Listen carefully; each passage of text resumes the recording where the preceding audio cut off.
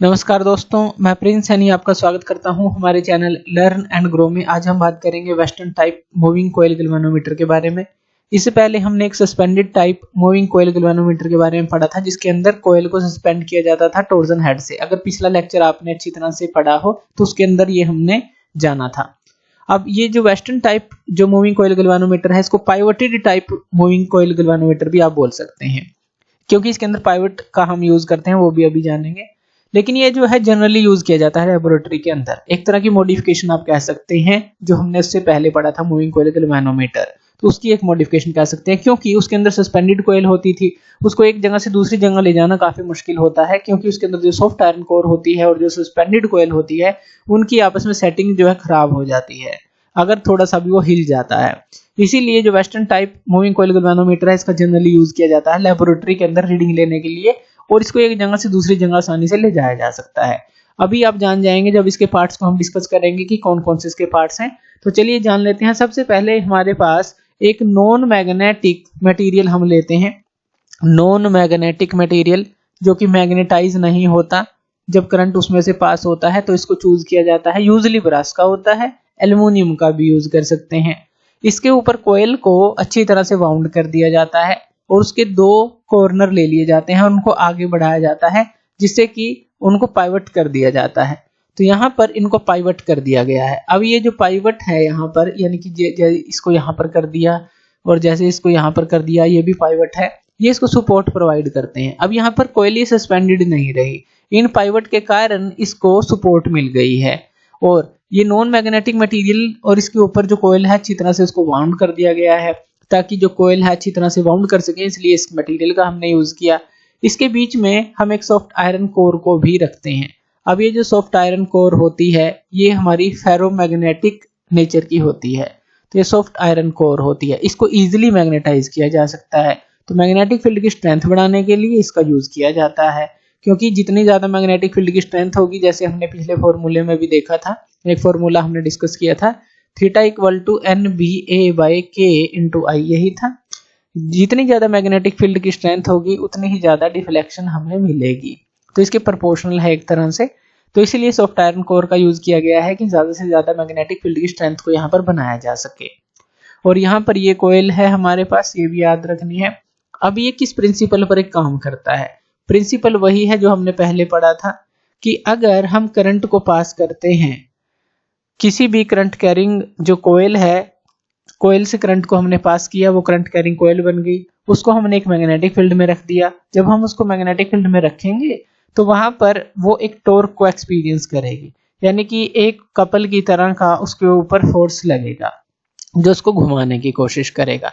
Principal वही है same, बस इसके थोड़े से पार्ट हमने रीअरेंज कर दिए, जैसे कॉइल को सपोर्ट यहाँ पर दे दी है। उसके बाद यहाँ पर परमानेंट मैग्नेट यूज किए जाते हैं। ये क्या है? परमानेंट मैग्नेट है, तो ये मैग्नेट का यूज किया जाता है। अब यहाँ पर हम मान लेते हैं कि ये जो है नॉर्थ पोल है और ये जो है साउथ पोल है, और ये जो मैग्नेट होते हैं ये सिलेंड्रिकल टाइप में होते हैं। सिलेंड्रिकल टाइप में, इसके टॉप व्यू की बात करेंगे, वहां पर इसको समझेंगे। यहाँ पर दो हेयर स्प्रिंग का भी यूज किया जाता है। ये जो हेयर स्प्रिंग होते हैं हमारे, ये हेयर स्प्रिंग ये काम क्या करते हैं? हेयर स्प्रिंग हमारे दो तीन काम करते हैं। एक तो जब यहाँ पर देखिए ये जो कॉइल है रोटेट करेगी, इसके अंदर ट्विस्ट आएगा, तो ये जो है ये हेयर स्प्रिंग इसी से अटैच होते हैं, जैसे एक सिरा यहाँ पर अटैच है, तो ये इनके अंदर वो एनर्जी इकट्ठी हो जाती है। और जब करंट को हम स्टॉप करते हैं तो वही जो इकट्ठी हुई एनर्जी है, रिस्टोरिंग फोर्स जिसको बोलते हैं, वो इस कॉइल को दोबारा प्रोवाइड कर देती है, इसको दोबारा उसकी पोजीशन पर ले आती है।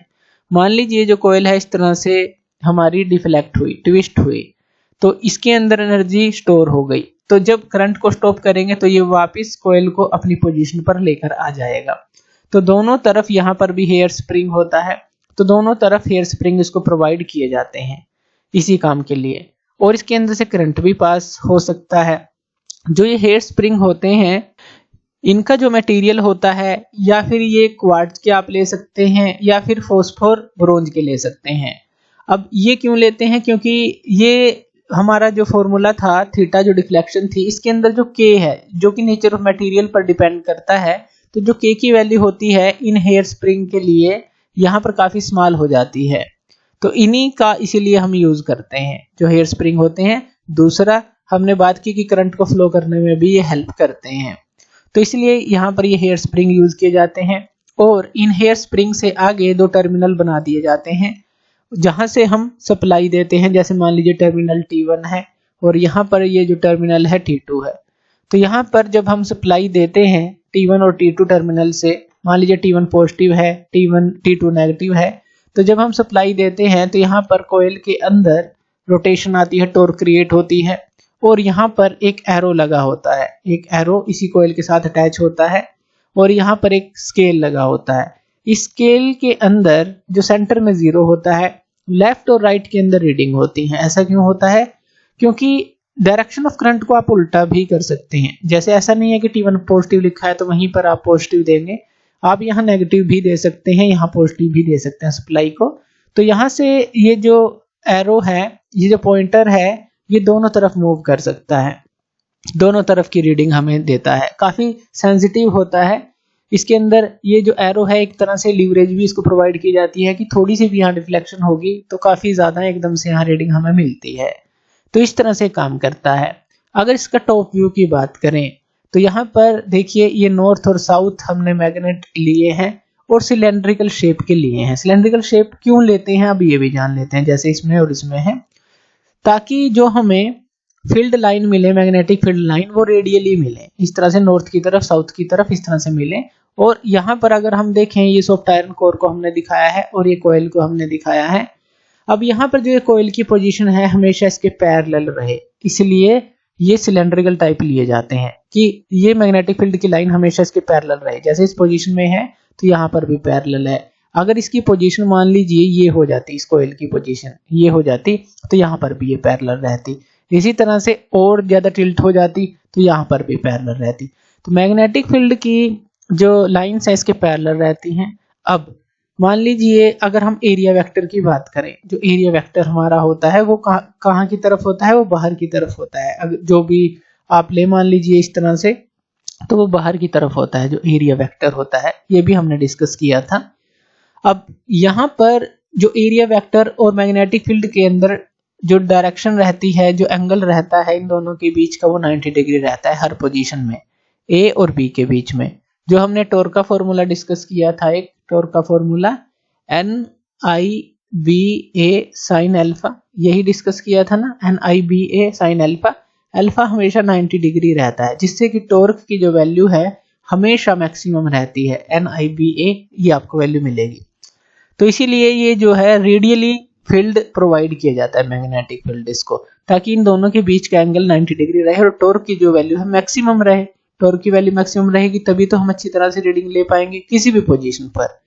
तो इस तरह से जो western type moving coil galvanometer है ये काम करता है।